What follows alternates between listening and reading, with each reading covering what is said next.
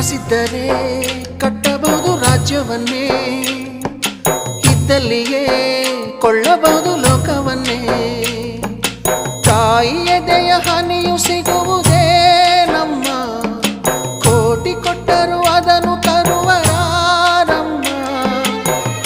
ಅವಳ ಮಡಿಲ ಸುಖ ದೊರೆತರೆ ಕೊನೆ ತನಕ, ಎಂಥ ಭಾಗ್ಯ ಕಂದ ಈ ನಿನ್ನ ಬಾಳಿಗೆ. ಹೆತ್ತವಳು ಯಾರಮ್ಮ, ಹೊತ್ತವಳು ಯಾರಮ್ಮ, ಅವಳಿದೆ ಅಮೃತದೇ ಉತ್ತರವು ಇದೆಯಮ್ಮ.